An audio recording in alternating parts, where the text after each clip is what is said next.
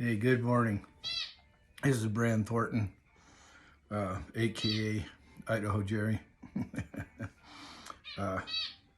or Mr. Shofar, as Judge Hannah J. Brown called me.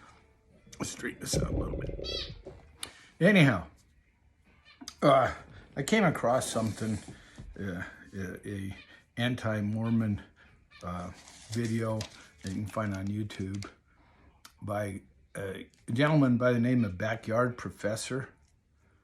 And in this particular video, he had a young guy, a recent college graduate by the name of Benny Hendricks. Now, you know, I coined a saying because I think it applies to me. You can take the boy out of the mission field, but you're not going to take the missionary out of the boy. All right? And I happen to come across this video. I've noticed quite a few of these videos, which I think are ridiculous. I used to have the habit of following up on them, and it's just the same old rehash. But on this particular video, they made some statements, accusations that were so bad. Let me take these off. I just had to do something about it. This Backyard Professor is obviously anti-Joseph Smith, okay? Would you birds shut up? Oh, maybe I should throw something at them. Anyhow, this Benny Hendricks is supposedly, well, I'm quite sure he is a college graduate. It's the way they introduced him in quantum physics and languages, ancient languages, okay? And he sounds fairly credible, except for when he starts to try to make accusations that the Book of Mormon is false. And, you know, therefore Joseph Smith was false. So I listened to the whole hour and whatever it was. And almost immediately I was like, where did he come up with this? Because it's not, he's absolutely wrong. It's not in the Book of Mormon. And referring to ether.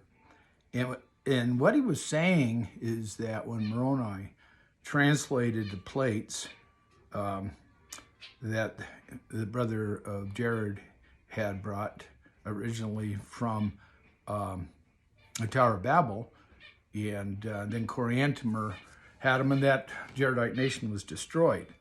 And then, Moroni gets these plates, right? And this guy's, I don't know how you could be so stupid, but he's trying to say that there was no time difference between the brother Jared and Moroni. And just listen to what he says here, that they didn't have Hebrew names. And so when Moroni put the Hebrew names in there, because the Hebrew language, he says, started, way after the Tower of Babel. Like, wait a minute. It wasn't at the time of the Tower of Babel. So he's trying to show that 23 BC, that Jared, brother Jared, wrote all this stuff down on these plates in 200 BC. Wow, when Moroni actually translated them. All you got to do to see how ridiculous that thing is you go to, okay, I got it marked here. Won't take me too long to find it.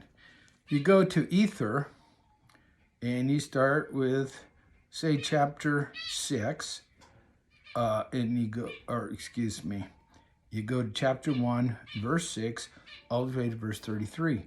And there's a lineage there of 32 different people that those plates were handed down to, like father to son type stuff. And I would say father to son. I suppose it could have been given to somebody else's son. But if you take 32 and just, I mean, you're going to get at least 2,000 years out of 32 descendants 32 generations, at least 2,000 years. Okay? And then he says, there are these Hebrew names that are in the Book of Mormon, or, Ether, and he tries to make an issue out of that there's a discrepancy because the Hebrew language didn't exist during the Tower of Babel. So what? Okay? Moroni where did the plates originally come from? They came about 600 years BC, right there in the Book of Mormon, when Nephi went and got them from, what was it? I want to say Helaman. Cut his head off, got the plates. And then they spoke this Hebrew language, right? Okay?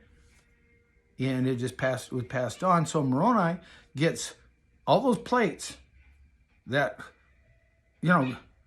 predate 600 BC by a substantial amount, all the way up until his present time. And we're talking, or at least when he wrote them, we're talking about 200 AD. But he had all those plates, all Hebrew, written in Hebrew or Reformed Egyptian. So where's the issue that he uses Hebrew names? There is no issue. None. And this was so bad, so blatant, it really irritated me. Okay?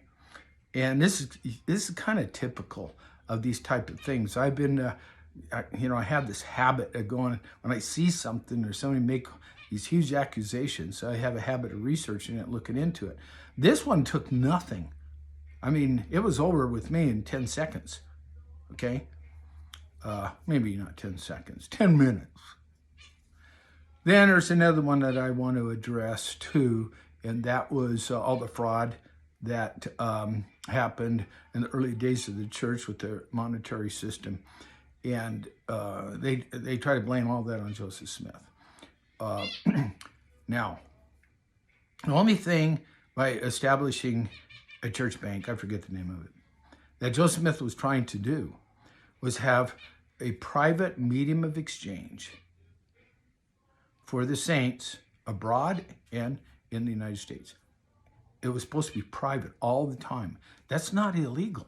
It was just a medium of exchange to help the Mormon immigrants in Europe get to the United States, because he is the prophet of the restoration. And in the Articles of Faith, what does it say? We believe in the literal gathering of the house of Israel. And he knew that was his responsibility. And, I can just quote you for the sake of this argument. Isaiah, where's Isaiah? Yeah, I thought I had it marked too. I knew I had something there.